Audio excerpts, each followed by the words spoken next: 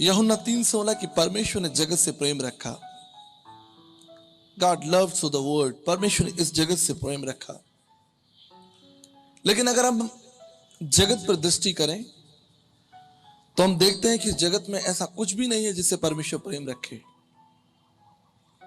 हर तरफ त्राही त्राही, झूठ, अंधकार, निराशा। बाइबल बताती है कि जब परमेश्वर ने पृथ्वी पर दृष्टि की तो वो पछताया, मनुष्य को बनाने से पछताया। मैं जब इस वचन को पढ़ता हूं, इस वचन पर मनन करता हूं, कई बार बड़ी चिंता होती है। वो सृष्टिकर्ता परमेश्वर जिसने हमें बनाया है, हम उसके हाथों की रचना। बाइबल कहती है सब कुछ अच्छा है। परमेश्वर ने जैसे जैसे चीजों को बनाया उन्हें अच्छा कहा। Everything was perfect. और जब परमेश्वर ने मनुष्य बनाया, परमेश्वर बहुत खुश हुआ। क्यों? क्योंकि परमेश्वर ने मनुष्य को अपनी समानता में बनाया। इस संसार में बहुत सारी सृष्टि है, ये ब्रह्मांड बहुत बड़ा है, लेकिन बाइबल बताती है परमेश्वर ने केवल मनुष्य से प्रेम रखा। परमेश्वर ने पहाड़ों से प्रेम नहीं रखा, नदियों से प्रेम नहीं रखा, आकाश मंडल से प्रेम नहीं रखा, लेकिन उसने मनुष्य से प्रेम रखा। उसके पीछे कारण है, क्योंकि हम परमेश्वर की समानता में हैं। और इसको समझना बहुत सरल है, बहुत सरल है। आप में से जितने भी यहां माता पिता बैठे हैं उस बात को गहराई से समझ सकेंगे। पिछले दिनों मैं अपनी बेटी के एनुअल फंक्शन में गया और सारे बच्चे एक जैसी यूनिफॉर्म पहनकर स्टेज पर डांस कर रहे थे एनुअल फंक्शन में। और वो सारे बच्चे एक जैसे लग रहे थे। बड़ा मुश्किल हो रहा था कि मैं उसमें अपनी बेटी आरविका को पहचान सकूं। 40 बच्चों के ग्रुप में मैं कभी लेफ्ट देखता, कभी राइट देखता, कभी आगे देखता, कभी पीछे देखता। And I was trying to relocate कि मेरी बेटी इनमें से कौन सी है। बहुत से बच्चे, लेकिन एक को ढूंढा जा रहा है। बच्चे तो बच्चे हैं, पर सिद्धांत यह है, फर्क यह है कि वो मेरी समानता में है। वो बच्चे मेरी समानता में नहीं है, बाकी बच्चे मेरी समानता में नहीं है, वो मेरी समानता में। वो मेरे लहू का लहू है। तो हमें समझना पड़ेगा, हमें इस बात को समझना पड़ेगा कि परमेश्वर हमसे क्यों प्रेम करता है। क्योंकि परमेश्वर ने हमें अपनी समानता दी है। We are in God's image, we are in God's likeness. इसलिए लिखा है कि परमेश्वर ने जगत से प्रेम किया। लेकिन वही परमेश्वर जो हमसे प्रेम की बात कर रहा है, वचन बताता है उसे वो मनुष्य को बनाकर पछताया, खेदित हुआ। क्यों खेदित हुआ? कई बार मैं अखबार में खबर देखता हूं, या आपने भी देखा होगा, कई माता पिता अखबार में एक विशेष सूचना को प्रसारित करते हैं कि आज से मेरे इस बेटे का मेरे साथ कोई संबंध नहीं। मैं जब उस विषय को पढ़ता हूं तो बड़ा गंभीर विषय है। माता पिता जिन्होंने जन्म दिया, जिन्होंने पाला पोसा, यह आसान नहीं है। अगर मैं कहूं कि संसार में अगर कोई सबसे कठिन काम है तो वो है एक बच्चे की परवरिश करना, एक बच्चे को पाल पोस कर बड़ा करना। यह आसान नहीं है, विशेष रूप से मां के लिए। ऐसा नहीं कि पिता का योगदान कम है। पिछले दिनों मैंने देखा, एक मजदूर से मैंने बात की, तो उससे पूछा गया कि यह काम आप कितने दिन में खत्म कर दोगे। तो उसने कहा कि मैं इस काम को 4 दिन में खत्म कर दूंगा। लेकिन आगे बात हुई तो उसने कहा कि क्या मैं ओवर टाइम कर सकता हूं, क्या मैं रात में भी काम कर सकता हूं? क्यों? मैं थोड़ा ओवर टाइम करके ज्यादा पैसे कमाना चाहता हूं, क्योंकि मुझे 2 दिन बाद अपने बच्चे की स्कूल की फीस देनी है। आई हैव टू पे फीस, मुझे अपने बच्चे के लिए स्कूल की फीस देनी है। और मैं देख रहा था कि उस मजदूर ने ना सारा केवल दिन काम किया, लेकिन सारी रात काम किया, सारी रात काम किया, फिर दूसरा दिन काम किया, थोड़ा आराम किया और फिर सारी रात काम किया। यह है पिता होना। और बिल्कुल ठीक इसी तरह मां होना भी बहुत कठिन है। ध्यान से सुनिए, मैं आपको वचन की गहराई में ले जाना चाहता हूं, लेकिन मैं चाहता हूं कि वचन की गहराई में जाने से पहले आप सिद्धांत को समझिए। अगर हम सिद्धांत को नहीं समझेंगे तो हम वचन की गहराई में नहीं उतर पाएंगे। बिल्कुल इस तरह जब आप समुद्र में जाने का प्रयास करते हैं तो उससे पहले बालू या रेत में आपको होकर गुजरना जरूरी है। सिद्धांत जरूरी है। जब एक लड़की मां बनती है, एक स्त्री मां बनती है, उसके लिए कोई ट्रेनिंग नहीं होती। उसे नहीं सिखाया जाता कि बच्चे को कैसे पकड़ना। कोई ऐसी किताब बाजार में नहीं आती या ऐसा कोई ट्रेनिंग प्रोग्राम नहीं होता। लेकिन जैसे ही उसके हाथ में वो बच्चा दे दिया जाता है, वो उसको संभालना सीख जाती है, उसकी चिंता करना। कौन सिखाता है मां को चिंता करना कि ये बच्चा है और इसकी तुमको चिंता करनी है, ये बच्चा है और तुम्हें इसकी देखभाल करनी है। वो प्यार कैसे, कौन उमड़ता है, कौन भरता है उस प्यार को? कभी सोचा आपने एक मां अपने बच्चे से क्यों प्रेम करती है? एक पिता अपने बच्चे से क्यों प्रेम करता है? और फिर वो उसको देखता है। जब कई दिनों के बाद मैं यात्रा करके अपने घर लौटता हूं तो मेरी दोनों बेटियां जो हैं वो दरवाजे पर खड़ी हो जाती हैं और बड़ी खुश हो जाती हैं और मुझे पकड़ लेती हैं और मैं भी उनको पकड़ लेता हूं, क्योंकि ये संबंध है, ये संबंध है सृष्टि और सृष्टिकर्ता का। परमेश्वर सृष्टि करता है और हम परमेश्वर की सृष्टि हैं। इसलिए परमेश्वर हमसे प्रेम करता है। और विशेष यह है कि परमेश्वर ने हमें अपनी समानता में बनाया है। आपने हमेशा सुना होगा कि मनुष्य परमेश्वर के बगैर नहीं रह सकता। We cannot live without God. एक छोटा बालक, एक बच्चा भी अपनी मां के बगैर, अपने पिता के बगैर नहीं रह सकता। अगर एक मां के हाथों में अगर एक बच्चा है, उसको आप छीनिए तो वो रोएगा, अपनी मां की तरफ दौड़ेगा, नहीं आएगा। देखा आपने कभी? ये संबंध है। हमने सुना है कि हम परमेश्वर के बगैर नहीं रह सकते, क्योंकि परमेश्वर सृष्टिकर्ता परमेश्वर है और हम परमेश्वर की सृष्टि। लेकिन मैं आपको एक भेद की बात बताता हूं। अगर हम परमेश्वर के बगैर नहीं रह सकते तो याद रखिए, परमेश्वर भी आपके बगैर नहीं रह सकता। God cannot live without you. He cannot.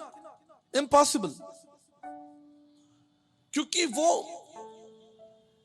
प्रेम का स्रोत है, प्रेम का आरंभ है, प्रेम का भंडार है। वो जो माता पिता बच्चों से प्रेम करते हैं, वो प्रेम परमेश्वर ने माता पिता को दिया है कि तुम इनसे प्रेम करो। तो सोचिए, वो परमेश्वर जो भंडार है, वो कैसे हमें छोड़ सकता है, कैसे हमारे बगैर रह सकता है?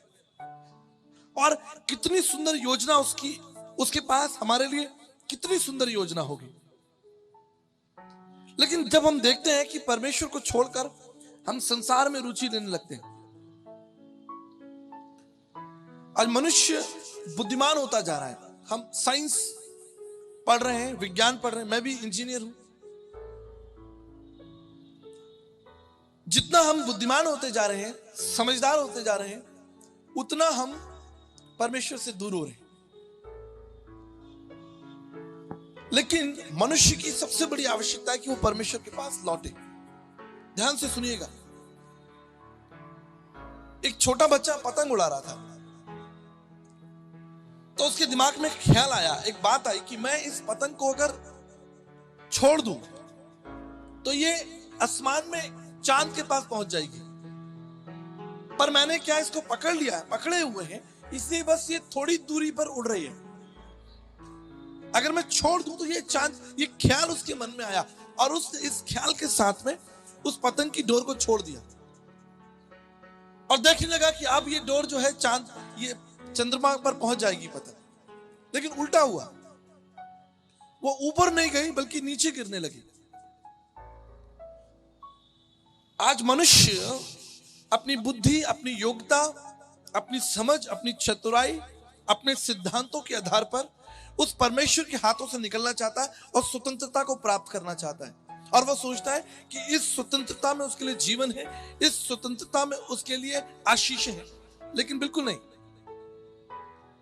अगर मनुष्य अपने आप को परमेश्वर के हाथ से दूर कर ले तो वो विनाश में चला जाएगा, मर जाएगा और उसके जीवन में कोई आशीष नहीं होगी। बाइबल कहती है परमेश्वर बनाकर पछता। क्यों? क्योंकि परमेश्वर चाहता था कि मनुष्य पाप ना करे।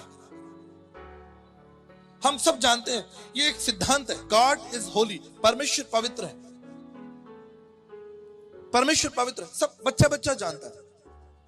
और ना केवल मसीह समाज, लेकिन दुनिया में जितने भी समाज हैं, सब इस बात को स्वीकार करते हैं कि परमेश्वर पवित्र है। और वो पवित्र परमेश्वर बुराई, अनर्थ, दुष्टता, मक्कारी और ये सब चीजों को नहीं देख सकता। इसलिए बाइबल में लिखा है, रोमियो की पत्री 3:23 में लिखा है, सबने पाप किया और सब गिर गए, सब परमेश्वर की महिमा से रहित है। इस संसार में कोई भी ऐसा व्यक्ति नहीं है, चाहे वो किसी भी जाति, धर्म, भाषा, कुल, क्षेत्र, स्थान का हो, कोई फर्क नहीं पड़ता।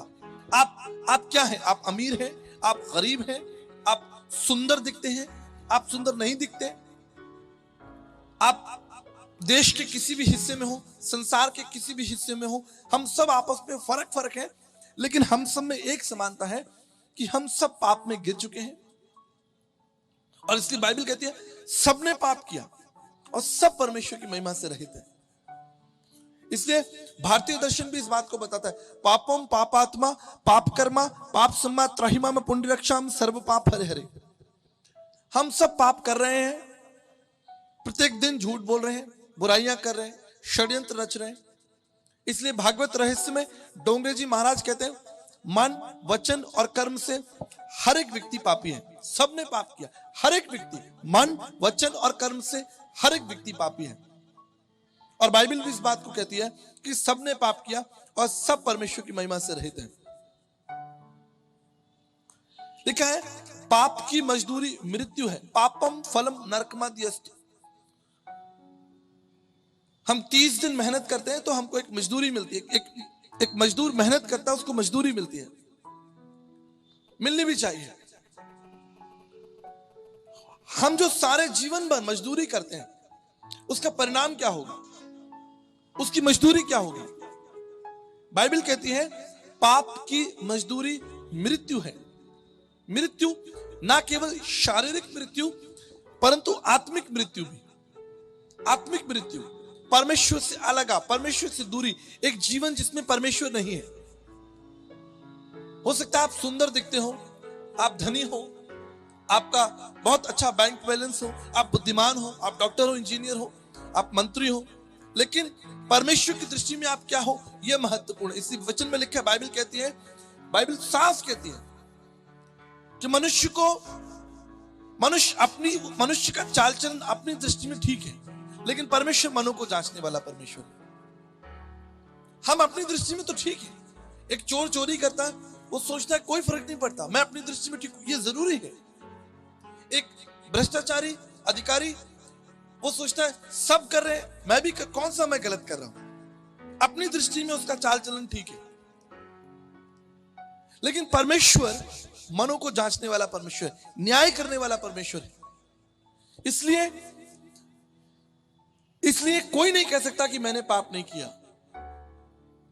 कोई मनुष्य नहीं कह सकता, चाहे आप किसी भी धर्म के हो, किसी भी जाति के हो। आदरणीय गुरु नानक साहब कहते हैं, हूं पापी पतित परम पाखंडी तू निर्मल निरंकारी। गुरु नानक साहब भी कहते हैं, मैं भी पापी हूं। तुलसी याज गाय के कौन भयो समरथ, कंचन पे कुंचन किन्ना पसारो हाथ। संत तुलसीदास जी कहते हैं, संसार में कौन हुआ जिसने झूठ नहीं बोला, जिसने पाप नहीं किया। तुलसी याजक आय के इस जग में आके कौन भयो समृद्ध, कौन सामर्थी हुआ। कंचन पे कुंचन किन्ना पसारुआ, किसने जो है धन के ऊपर या व्यभिचार के ऊपर या दुष्टता के ऊपर जो है वो झपट्टा नहीं मारा। सब पापी। पापम फलम नरकमाद्यस्तु, इसलिए दर्शन शास्त्र में लिखा है पाप का परिणाम जो है वो भयंकर मृत्यु, भयंकर अनंत काल की मृत्यु। कई बार हमें नहीं मालूम कि ये मृत्यु कैसी है, अनंत काल की मृत्यु क्या है, कैसी दिखती है, कैसी होगी।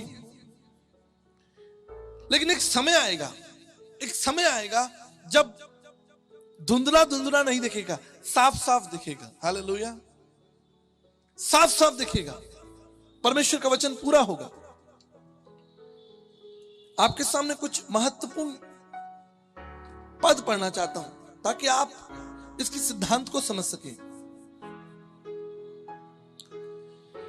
देखिए, काम क्रोध मद लोभ की जब लग मन में खान तब लग पंडित मूर्ख हो तुलसी एक समान। काम क्रोध मद लोभ की, जब जीवन में बुराइयां हैं, तृष्णा है, शराब है, व्यभिचार है, काम क्रोध मद लोभ की लालच है, तब क्या पंडित और क्या मूर्ख दोनों एक समान है। आदरणीय संत तुलसीदास जी कहते हैं काम क्रोध मद लोभ की जब लग मन में खान तब लग पंडित मूर्ख हो तुलसी एक समान। ऋग्वेद का 10वां मंडल 133। प्रभु हम पाप में हैं, हमें स्वतंत्र करो। त्राहिमाम त्राहिमाम पुंडी रक्षम सर्व पाप हरे हरे। हे परमेश्वर, मेरे पापों को मेरे जीवन से दूर करो। इसलिए हमें इस बात पर स्थिर होना है कि हमारे आसपास जो हो रहा, हम जो कर रहे हैं, वो सब गलत है और वो सब परमेश्वर के लिए कुछ भी ग्रहण योग्य नहीं है। हम एक ऐसा जीवन जी रहे हैं जो परमेश्वर के विपरीत है। हर एक जाति मनुष्य, इसमें शर्माने की कोई बात नहीं है। जब एक बच्चा पैदा होता है वो नंगा होता है और माँ बाप को दे दिया जाता है और माँ बाप बच्चे को बचपन से ही नंगा देखते, इसमें कोई शर्म की बात नहीं। तो हम अपनी धार्मिकता को, अपनी चतुराइयों को, अपने झूठे सिद्धांतों को कितना भी ओढ़ लें, हम परमेश्वर की दृष्टि में नंगे ही हैं। हम परमेश्वर के, आप मनुष्य से छिपा सकते हो, आप अपने झूठे कारनामों को, मैं अपने झूठे कारनामों को, अपनी बुराइयों को आपसे छिपा सकता हूं, लेकिन परमेश्वर से नहीं छिपा सकता, जो प्रत्येक दिन हमारे ऊपर सूर्य उदय करता है। आप सोचिए, उसने इतनी बड़ी ज्योति बनाई है जो पूरे विश्व को ज्योतिर्मय कर देती है, तो वो आप कितना बड़ा ज्योतिर्मय होगा। कैसे बचेंगे आप उससे? कोई मनुष्य बच सकता है उस परमेश्वर की दृष्टि से? बाजारों में, बड़ी बड़ी दुकानों में, विशेष रूप से बैंक्स में, ज्वेलरी शॉप्स में सीसीटीवी कैमरे लगाए जाते हैं। पहले के समय में दरबान रखे जाते थे कि वो देखें। आज एडवांस टेक्नोलॉजी, आज जगह जगह सीसीटीवी कैमरे लगे हैं। संदर्भ ये है, आप कैमरे की दृष्टि में हैं, कोई गलत काम मत कीजिएगा, नहीं तो आप पकड़े जाओगे। आप पकड़े गए तो आपको दंड देना पड़ेगा। सीसीटीवी कैमरा आपको देख रहा है। और मैं कहता हूं, वो सीसीटीवी कैमरा आपको देखे ना देखे, लेकिन परमेश्वर निरंतर आपको देख रहा है। इससे कोई मनुष्य परमेश्वर की दृष्टि से नहीं बच सकता। हम सब पापी हैं, पाप में गिर चुके हैं, अंधकार में गिर चुके हैं, बुराइयों में गिर चुके हैं, दुष्टता में गिर चुके हैं, असत्य में गिर चुके हैं। इसलिए इस असत्य में भटकते भटकते, दुष्टता में भटकते भटकते, हमारे भारतीय तत्वदर्शी, हमारे प्राचीन भारतीय तत्वदर्शी जो ईश्वर की खोज में थे, उन्होंने चिल्लाया, उन्होंने प्रार्थना की, अस्तोमा सद्गमया तमसोमा ज्योतिर्गमय मृत्युमा अमृतगमय। जब नहीं मिला, जब नहीं मिलेगा तो मनुष्य क्या करेगा? जब नहीं मिलेगा, एक व्यक्ति भूखा हो तो वो क्या ढूंढेगा? खाना ढूंढेगा। एक नंगा होगा, वो क्या ढूंढेगा? कपड़े ढूंढेगा। तो मनुष्य जब सत्य को ढूंढ रहा था, नहीं मिला, सत्य को ढूंढ रहा था, नहीं मिला, तब प्रार्थना करने लगा, अस्तोमा सद्गमय, हे प्रभु मुझे असत्य से निकालकर सत्य में लेकर चलिए। जब नहीं मिला, अंधकार में भटकता रहा, तो प्रार्थना की तमसोमा ज्योतिर्गमय, अर्थात तमस यानी अंधकार से निकालकर ज्योति की ओर। यही तो प्रार्थना है। जब मर रहा था, त्राहिमाम त्राहिमाम पुंडरीकाक्षम सर्व पाप हरे हरे, चिल्ला उठा, मृत्युमा अमृतगमय, प्रभु मुझे मृत्यु से निकालो। और मुझे शाश्वत जीवन में लेकर चलो, इटर्नल लाइफ, शाश्वत जीवन में लेकर चलो, क्योंकि आप ही ले जा सकते हो। क्यों? देव धनुष मुनि नाग मनुष्य सब माया, देवता महाराज संत सन्यासी पीर पैगंबर गुरु ऋषि तत्व ऋषि सब पाप के अधीन है। कौन ले जाएगा? कौन मुझे असत्य से बाहर निकालेगा? क्या कोई मनुष्य हमें असत्य से बाहर निकाल सकता? कभी नहीं निकाल सकता। क्या कोई ज्ञानी? कभी नहीं निकाल सकता, क्योंकि मनुष्य का ज्ञान सीमित है। जहां परमेश्वर आपको ले जाना चाहता है वहां कोई मनुष्य आपको नहीं ले जा सकता। जो द्वार, बाइबल कहती है, जो द्वार परमेश्वर खोलता है उसे कोई मनुष्य नहीं खोल सकता। इसलिए जब नहीं मिला, भारत के दर्शन शास्त्रों में नहीं मिला, लोग चिल्ला उठे, अस्तोमा सद्गमय तमसोमा ज्योतिर्गमय मृत्युमा अमृतगमय। हे प्रभु हमें असत्य से निकालो, तमसोमा ज्योतिर्गमय तमस अंधकार से निकालो, मृत्युमा अमृतगमय मृत्यु से निकालो। आज मनुष्य की ये प्रार्थना विलुप्त हो गई है, कम हो गई। क्यों? अब हमारी क्या प्रार्थना है? अब हमारी प्रार्थना है, प्रभु मुझे एक घर चाहिए, मुझे एक गाड़ी चाहिए, मुझे नौकरी चाहिए, मुझे बच्चों को विदेश भेजना है, मुझे धन जमा करना है, मुझे ये करना है, वो करना है। पहले की प्रार्थना फर्क थी। त्राहिमाम त्राहिमाम पुंडरीकाक्षम सर्व पाप। दाऊद कहते हैं, हे प्रभु मेरे ठिठाई के पापों को दूर कर दे, मेरे जीवन से बुराई को दूर कर दे, मैं कहां जाऊं, तू मेरा शरण स्थल है, हे प्रभु मैं तुझे छोड़कर। ये दाऊद की प्रार्थना है। सुलेमान कहते हैं, प्रभु जी मुझे बुद्धि दीजिए ताकि मैं सत्य से ना भटकूं, बुद्धि रक्षा करेगी। हे प्रभु मैं संपूर्ण मन से तेरे पर विश्वास रखूं और अपनी समझ का सहारा ना लूं। ये सुलेमान की प्रार्थना है, दाऊद की प्रार्थना। हमारे भारतीय तत्व ऋषियों की प्रार्थना है कि प्रभु हम आपके पीछे चलें। हमारी प्रार्थना क्या है? हमारी प्रार्थना संसारिक प्रार्थना है, खाने पीने की प्रार्थना है। हमारी प्रार्थना है शरीर की प्रार्थना। इसलिए रोमन्स 8 में लिखा है, शरीर पर मन लगाना मृत्यु है। शरीर पर कब तक? चलिए आप शरीर पर मन लगाइए, कब तक? अगर हम सदैव जीवित रहते सदैव, तो मन लगाना अच्छी बात है। कब तक? 70 साल, 80 साल, 90 साल, उसके बाद अब तो वो भी नहीं पहुंचेंगे। हमारे जो बुजुर्ग यहाँ बैठे हैं उन्होंने पुराना घी खाया, वो 80 साल तक आ गए। अब हम जो जवान लोग हैं, पता नहीं हम 50-55 तक पहुंचेंगे कि नहीं पहुंचेंगे, क्योंकि सब नकली है। खाना पीना, तेल साबुन सब नकली है। मुझे नहीं लगता 50-55 तक भी पहुंच जाए तो अच्छी बात होगी। मनुष्य की सबसे बड़ी आवश्यकता क्या है? मनुष्य की सबसे बड़ी आवश्यकता है कि वो अपने जीवन काल में अपने सृष्टिकर्ता परमेश्वर को जाने। अपने जीवन काल में कई लोग कहते हैं कि भाई हम उस परमात्मा को रिटायरमेंट के बाद जानेंगे। ये भक्ति का काम रिटायरमेंट के बाद अच्छा लगता है। अभी तो थोड़ा संसारिक बच्चे हैं, जिम्मेदारियां हैं। आप परमेश्वर से बड़े हैं क्या? क्या मनुष्य परमेश्वर से ज्यादा चतुर है क्या? प्रिय दर्शकों, हम अपना सत्संग समाप्त नहीं करना चाहते। आपको बिना ये अवसर दिए यीशु मसीह को अपने जीवन और अपने परिवार का उद्धारकर्ता प्रभु ग्रहण करें। मेरे साथ इस छोटी सी प्रार्थना को दोहराएं। प्रभु यीशु, मैं आपके महान प्रेम और बलिदान के लिए आपका धन्यवाद करता हूं। अपनी प्रतिज्ञा के अनुसार मेरे जीवन में आए, मेरी सहायता करें और मुझे अपने पुत्र और पुत्री होने का अधिकार दें। इस प्रार्थना को मैं प्रभु यीशु मसीह के नाम से मांगता हूं, आमीन।